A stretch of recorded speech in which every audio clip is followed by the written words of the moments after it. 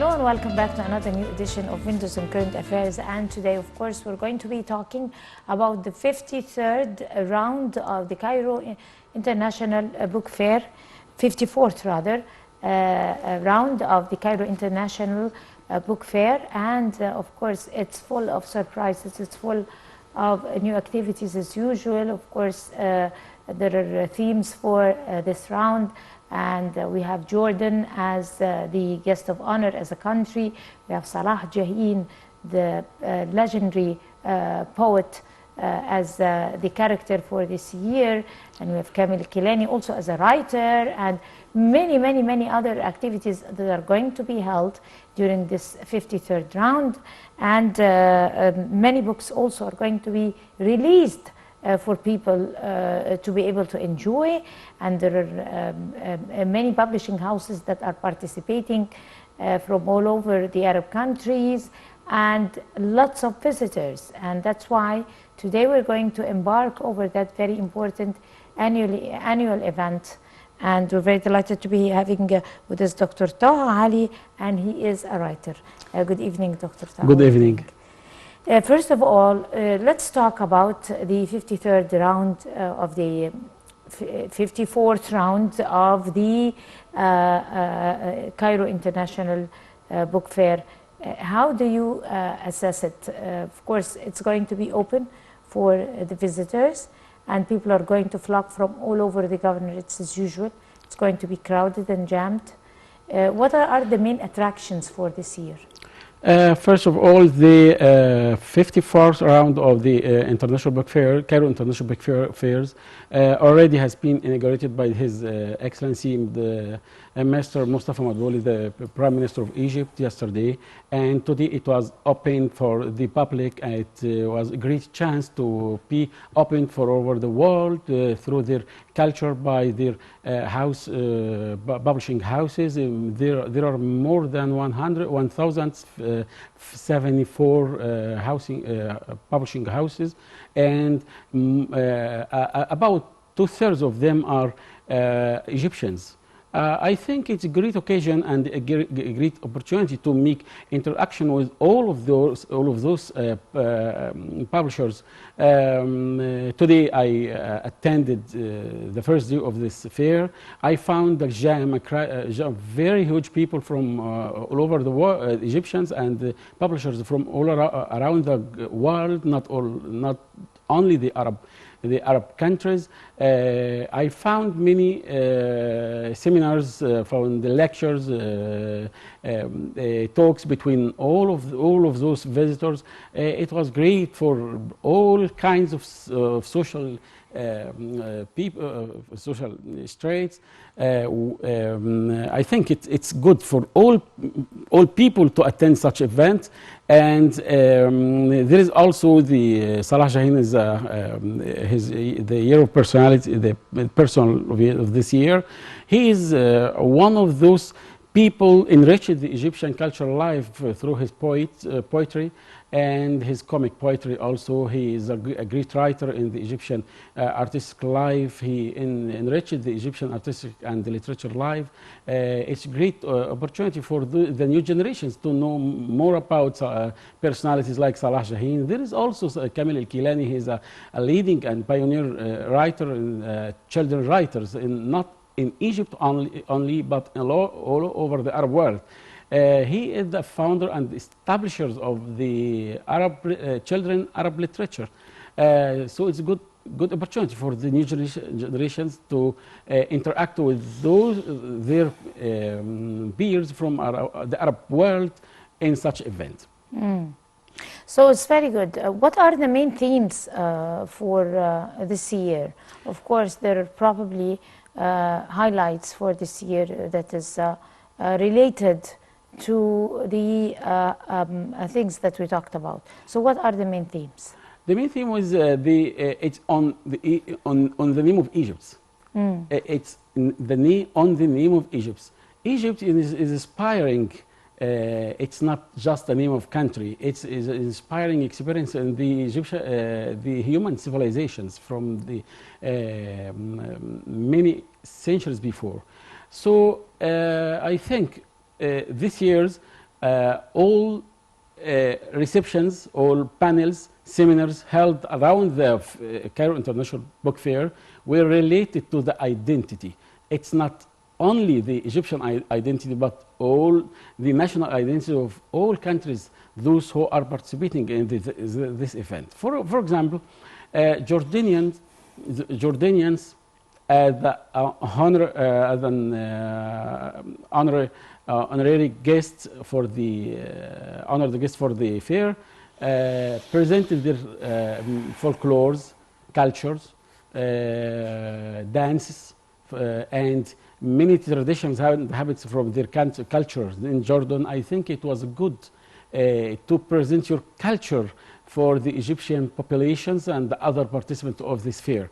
So the theme of this in this edition in the Cairo International Book Fairs is the identity, national identities, on the name of Egypt. What is Egypt? It should be presented in a unique way. It should be presented in a good way that is suitable for the Egyptian value. And also, most of participants should be presented their identity in this fair also. The participating countries? There are more than 54, about more than 50 countries from around the world.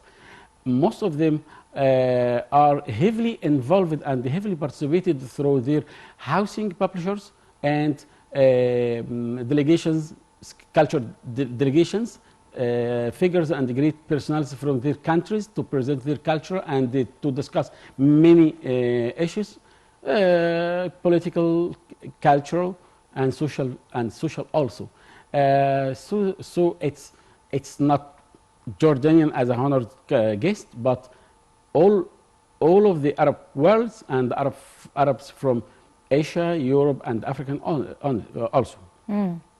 So this means that there are different cultures when it comes to literature. Not only a specific type of literature, there are different cultures that are exhibited in that particular book fair as usual, ever since it started. Yep. How important is updating the cultures to people? I mean, introducing them to the African culture, to the Moroccan culture. For example, you are participating with a book about indigenous people of North Africa, and it is talking about the minority policies and people of different cultures or different dialects. Things like that. So talk to us about the importance of, and then you talk about your book.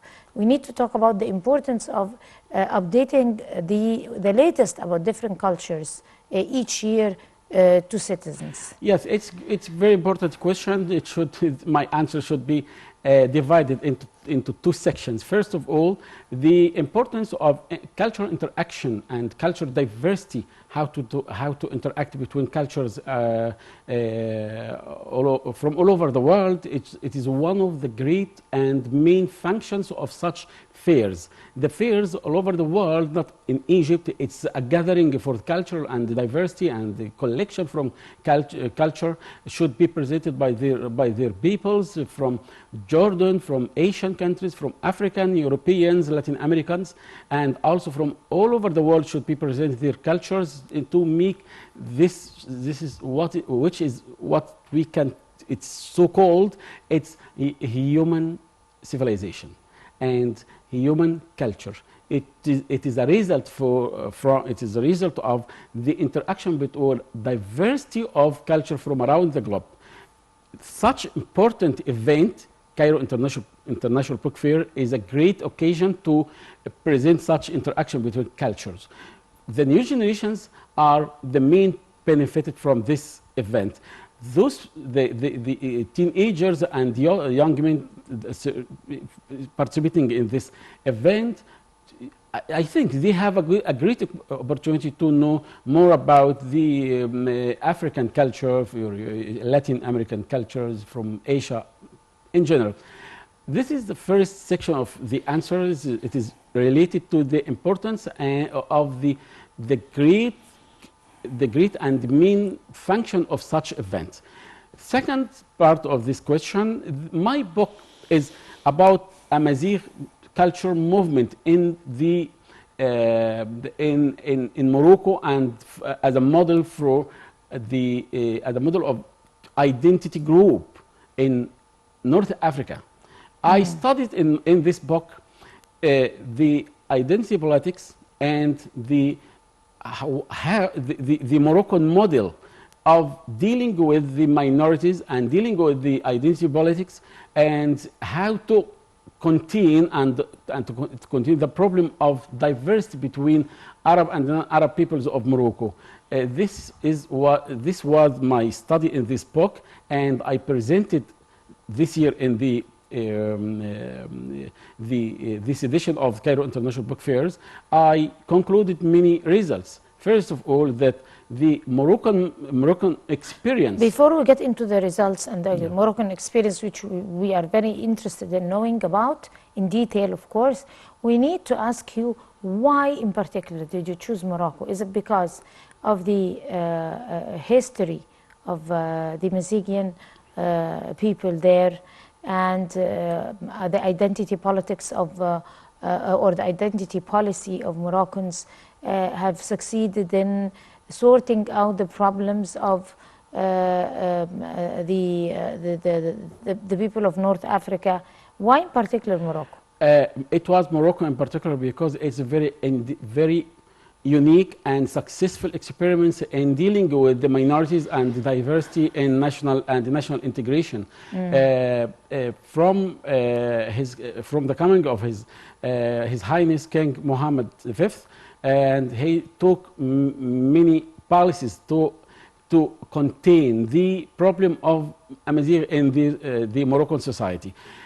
Moroccan society is one of the many societies in North Africa. It's Morocco, Algeria, Libya, Tunisia, and other countries in the African continent. That there are many Amazigh ethnicity.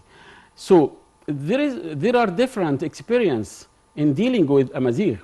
There is difference between Morocco and Algeria. There is some difference. There is a political means in containing this problem, and in another experience like Algeria, there is some clash between the Amazigh and the authorities. So in the Moroccan experience, I think because of the national policies, there is a good results. That is, Amazighi, for example, Amazighi language were enrolled as a national, it has been constitutionalized. It should be, it had become a national language in addition to the Arabic one. So it is a good and successful and unique experience in dealing with the minorities in Morocco, comparing to other experience in North Africa. That's why I was interested to study in my book this year, and there is another trials from me to study another countries, but in this book in particular, I studied as a great and a successful experience in Morocco. This book, I divided into many elements, sections. For example, the emergence of Amazighi question in North Africa and Who are Morocco. The Amazighi people, for example? The Amazighi people are the indigenous people in North Africa from before the entering of Islam and the Arab people to this area. There were indigenous people, just like the Coptic people here in Egypt. Something like this, but just like Egyptian Copts, because we are all Copts. We're all Copts. Exactly. But the reason I'm saying that is that because if we wanted to take a leading experience, Egypt is an iconic experience when it comes to accepting the other, when it comes to unity, when it comes to a foundation for all differences. I think there is no problem in Egypt in this area. There is no problem, but we come from different origins and we are living in the Christians in Egypt. Egypt is a haven for everybody. The Christian in Egypt consider themselves as Egyptians before they are Christians. That's why and we are Egyptians before Muslims. Before you are Muslim, you are Egyptians. Before you are Christian, you are Muslim. Egypt is a good and very leading and an iconic experience, an iconic case in containing the diversity. The diversity. That's And diversity also created different folklores, different cultures. Yep. The Egyptian culture, for example, is very rich because it is the result of interaction between Muslim, Christians, the Romanic, and rural, and from Bedouin, from many elements that is resulted the Egyptian national identity. That's why we have to consider, to take in our mind that we are, in the first instance, we are Egyptians, not only Muslims. The We are so, and we are so. Yeah. Haven't you thought of writing a book about the Egyptian experience when it comes to the indigenous people, or the origins of people, or diversity of cultures, the safe haven, or the iconic haven of diversity of cultures in a country like for Egypt? myself, as a political and the social researcher, I am looking for the problematic area. Okay. In Egypt, there is no problematic area. Okay, We here I we totally are understand. integrated as Egyptians, not. But in North Africa, there is some voices that they are calling for their rights, and we have to be interested for politics and fortune and blah blah blah. Exactly, So, exactly. for example, there is clashes between Amazigh groups and Arab groups in Algeria, for example. And in some places in Morocco, in little places in So Morocco. these are places of conflicts. These are places of conflict. Of identity, identity conflicts. Exactly. Let's take the Libyan example. Let's take the Australian. Let's take the American, the Indian, the ancient, the Hispanic native people, Indian, Hispanics, yeah. Indian Americans who are the founders of the There are a clash continent. between minorities and all the diverse Of groups course, in of course. and all over the globe. But I found an iconic and a great successful experience in Morocco, so that's why I studied this one. So do you think they contained their conflicts? Sorry? They contained their conflicts? Exactly. They successfully managed to contain this. For example, the King Mohammed V, I think, the King Mohammed announced, and the Moroccan government announced the Amazigh language as a national language in the national constitution on 2011. And also the Amazigh language is spoken. There are many program TV channels spoken by Amazigh in Morocco. It is studied and it's taught in the schools in Morocco. I think there are social approach and social method to deal this problem. It's not, some places there was by force. It has been dealt by force. But in Morocco, I think there are many means and many methods, like a comprehensive method to deal this problem socially, politically, and culturally. And I think the case of Moroccan Amazigh is different, too much different from from Algeria. That's why in this book I found a difference between the method followed, adopted by the government in Morocco, comparing it to Algeria. Let me talk about the result of my study. I found that a good experience and national method was adopted by the Moroccan government.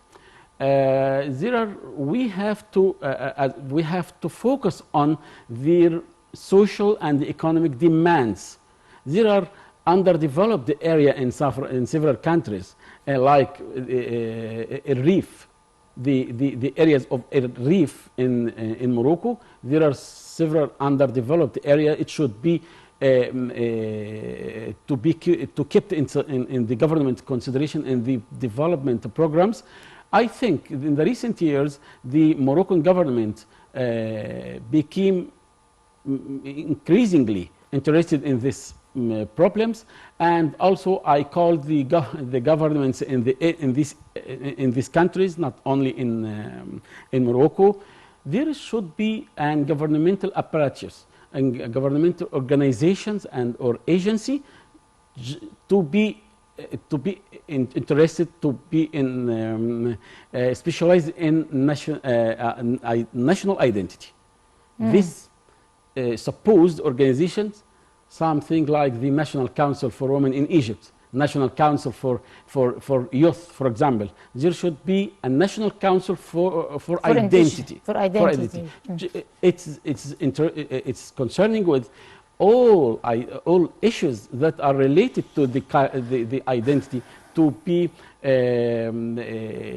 to find a solution. Do you think for it's all a problems. mission of government, or it's a mission of a parliament and legislation, and that laws should be ratified in Morocco and similar countries like Australia, for example, and the United States, in order to integrate those native people and on equal foot in the sense of their rights, Yeah, it's a good question. decision-making positions, occupants in the labor force and everything, even in housing, even in in districts. They live in different districts. That's what we saw in the United States and then also in Australia. the Moroccan experience. There are the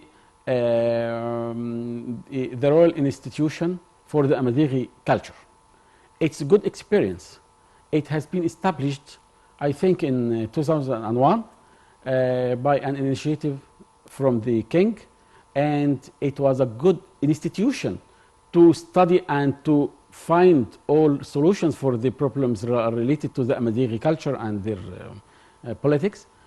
But I think there is still more. There are more efforts are needed from the government to convince all people that this organization is for them, not for the government and as a tool by the government to contain just contain. And I think it's good experience. That's why I say I said that there are a successful experience in Morocco. This is one indicator of this success, but I think there are more are needed to be involved in the dealing with this such problem, because it shouldn't be only culture, should be social, economic, and culture, politically also. The Amazighi people, not in Morocco only, should be dealt as a national parts, and we have to see them as a national parts. But there are a serious factor is firing the problem. It's not from now, but historically. The external factor, external factor. One day I can remember that France, for example, took many policies to under the umbrella of the divide and rule policy, to isolate and separate between the Arab and the Amazighi people in North Africa. And it's not only in Morocco. I think the Amazighi people, from their parts, should realize that these shouldn't be as a tool by the external factors or external actors, and sometimes the Amadighi people are used by other and external factors to threaten the national integration in both Morocco, Algeria, Tunisia, and all over the area in North Africa. That's why all parts of this problem, Arab Amazighi government and parliaments, all parts should realize that there are intending factors that are the external factors. As for this apparatus and the organizations that I supposed, it should be by the society in general.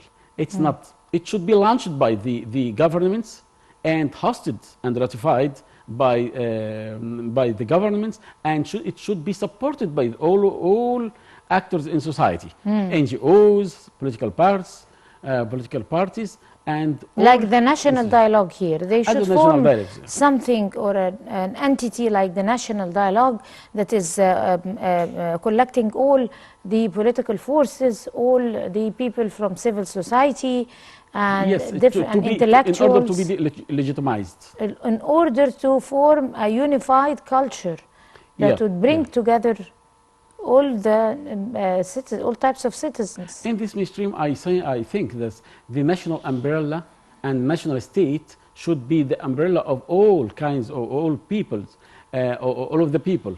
I think, but in the final result, I found that Morocco is an iconic and a great and successful experiments in dealing with the dealing with the culture and ethnic social problem in this field. That's why I think there are more studies are needed to have more and deep understanding of these problems, because I think if we neglect these problems, one day we will find it's to be maximized, and it will be a greater problem. For example, in Libya, there are some Amazigh people. They are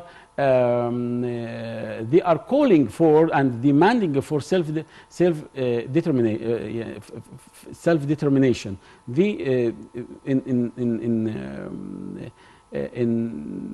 In Algeria also there are a clash between some Amazigh people and other authorities, and some authorities, not all the government. But that's why, as we found identity as a mean of conflict in all over the world, Russian-Ukraine conflict is based by identity in general. Many problems in Europe itself, it's because of identity politics.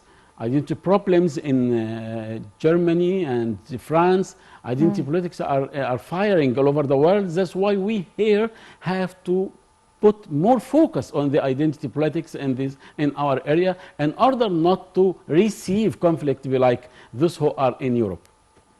Right, you're right. The Russian military and Ukrainian military confrontation is based on identity and opening the door by one part for another outsider to come inside and enter. And that was not accepted before by the United States years ago in South America. For the United States, it's political. It's political, and it is political for the United States now. But before it was okay. It's related to the international order that is supported by the United States of America. But on the other side, from the Russian sides, it's a matter of their political identity. It's protecting its land. Protecting our lands, our identity. We have to resurrect our identity as a great power, as the USSR.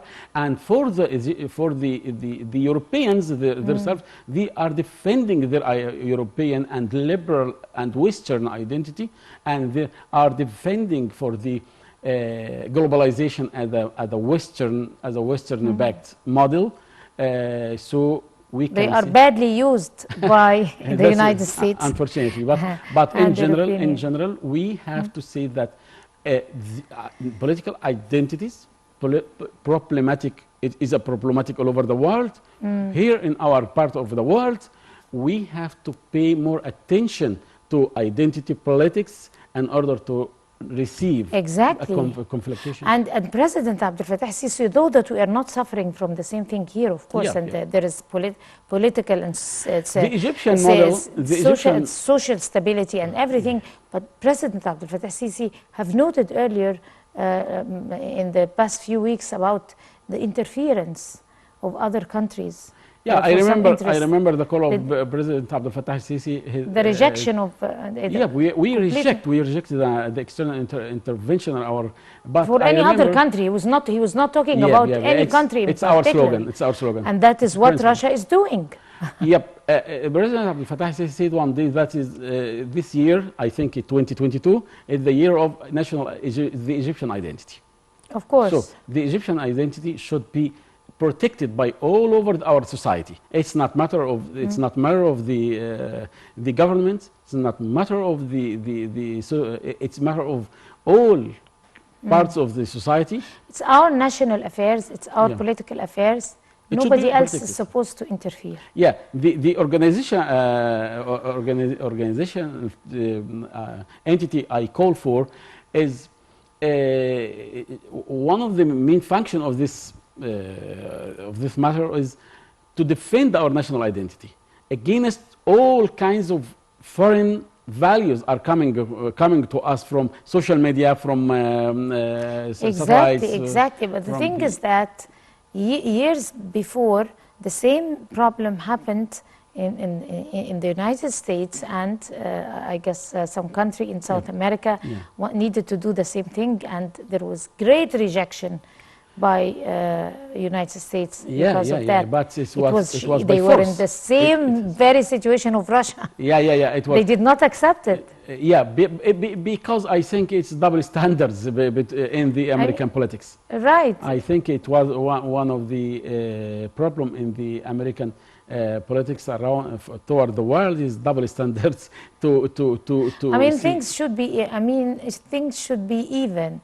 If what you do here, what you do in the East, you should do it in the West. I think it's a matter of interest and politics. Of course, of course. And thanks to God, this is not over here in Egypt, and that's why the Egyptian administration is focusing so much, giving so much concern to the integrity and because it's one of the it's one of our great national security and of course. But historically we are one integration. There is historical integration. There are, it's I think it's like as the Egyptian security forces, Egyptian army as our backbone in Egypt. I think the national integrity in Egypt is our another backbone. Exactly. Going back to the 54th round of this legendary Cairo International Book Fair, don't you see that this annual book fair in Cairo has been held for almost 54 years now, is an attractive spot for children, for elderly, for youth, for everybody, even for housewives and people staying at home. I mean, how did it succeed over the years to be an attraction spot or spot of attraction for all those categories of society? I mean, what does it represent? This year, because of digitalization, because of the pandemic, and because of the war conflicts, the economic crisis and everything, how is it different? It's great to see this, to shed light on this point. This edition of Cairo International Book Fair is varied. I found many topics and many themes in the fair. There are sections for the digital transformation. I found many youth are talking at discussion topics related to the digital transformation in the world. I found today a session on the artificial intelligence also. I saw a great scene that is many families are visiting the fair today, and it was good to the new generations by their parents to let them to know more about the Egyptian figures like Kamil el-Kilani and Salah Jain and etc. And also I found a variety of subjects, a variety of trends, variety of nationalities, and variety of everything. Exactly. That's but why let me just interfere here. Because of the social media and because of the globalization and because of digitalizing all our lives, all the information and all the culture or anything that we need and news and everything, it comes to the tip of our fingers because of digitalization. The paper books are very rare now. and And it is expensive not also. expensive, and it is not also appreciated by the new generations. So on the contrary, it has become more valuable because the writers are the same, and Yep, there are exactly. certain streams that, or certain writers that you should read for them, otherwise you have missed a lot. How have that affected the new generations? I mean, the old-fashioned stereotyped fiction stories and literature and poets like Yeah. Salah Jahin, like other poets that we really appreciate.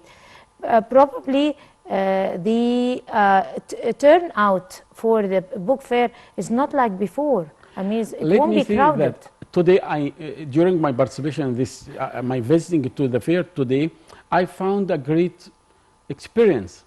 Is to contain the youth. There are a section for the YouTubers. A section for the YouTubers. That is the problem. No, it's not That problem. is the very much problem.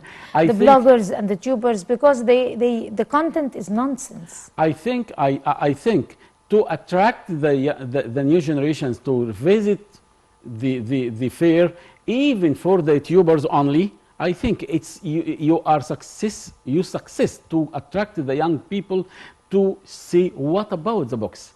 I think they will have a signature from this YouTuber, and in the same time they will find a great You are experience. writing a book about the identity policies, and it's a very valuable book, and probably nobody would attend the session because they I have no understand. idea whatsoever because of I the understand culture. that there They are- would rather go to a YouTuber who is dancing or understand, but saying, it's a natural- you know, fake jokes and get their signature. I'm sorry. Wouldn't get your signatures. I'm sorry to listen this to find this. Unfortunately, you are right, but I know that. I mean, it's worldwide like that. I know that tens of people will read a little people will read my book, but too much people, about hundreds of thousands, millions will follow these YouTubers. But what can we do in this nature of this time? We have to contain them and attract them Exactly. to find But doesn't a way that to the spark culture. anything to you? Sorry? Doesn't that spark any ideas or instigate any? As a researcher, for me, it's good. It's great. A case for study. No, It's I'm great. talking about something about another direction. Since the things are directed towards the YouTube and directed towards TikTok and I mean other applications. yeah. I'm not supposed to mention names, but to our social media, maybe people of valuable people like you with valuable thinking and valuable work that a book like that would have taken like almost 3 or 4 or 5 years by I you, understand, yeah, or yeah. 15 years almost of researches, would direct you or inspire you to just modify the way you produce or publish your work For me, yeah, through I social understand you. media I or understand through YouTube. I think it's good to transfer my production into social media and multimedia. I think it's good, but I don't think it's easy to shift my career, to shift my production. I Why? think because of the nature of my production. Because of the content, it's very valuable and it's very rich. Yep, and It's my cannot be target, given my through target- a lot of. my target in this book is not the young people, all young people. I can simplify my book in another book. I can simplify it in another edition. But I cannot talk about, I can also talk about my themes here in YouTube content. I can do it, but to discuss it in a deep way, very deep way, I think you have to be a traditional. because- Exactly, but do you think in the near future, which is going to be very near, metaverse is going to help, it's going to force you people, you valuable people with valuable ideas, because we hold great respect of the people of your likes. Metaverse is going to force you to work by the rules, like work in a way not on a paperback book, but try to adapt to the new I changes think the of the theory. social. I think the theory is it's not completely right, because I found today people, teenagers, are desiring to purchase to buy a book in hard copies. Very good. At that time, at that moment, I think there are a new generation like books, because books as a tangible, as a touchable thing, I think it's preferable comparing it to Of PDFs. course, there's no comparison. Yep. That's why I say that containing the young generations to attract them to the Cairo International Book Fair, to meet these YouTubers, I think it's a good experience for them to see a folklore and the music. You're very generous. Then I think I hope the next editions to contain the new kinds and new types of technologies to attract new peoples to such events. Or you hope that this wave of YouTubers and those nonsense people will disappear and take its time and become exhausted and used enough, and people will go back to the precious time. I'm not optimistic, and I don't think there will be disappeared, because it's natural of the life. They call it development. But I think the hard copy of books will be existed forever, because it's unique and great. There is interaction between and you're the book. It's my friend. Exactly. But PDF, it's your companion. It's my companion, and one day I can take it as a friend in my traveling and all over the world. Exactly. But that's why I say that it will never be disappear, even it is very expensive. Actually, it's very expensive. But I think this industry also, let me take the opportunity to call the government. We have to support the industry of publishing. We have to support the new publishers to find a way that we have to attract our new generations away from the bad values you are talking about, because also these bad values are imported from the outsiders. Unfortunately, we ran out of time, and I would like to thank you so much, Mr. Taha Ali, our valuable writer, respectable writer. Best of luck to your new book. Thank you, and it was very nice chance to talk with you about this. Thank you so much, and I guess this would bring us to the end of this edition of Windows on Current Affairs, and until we see you again next week, that's a goodbye.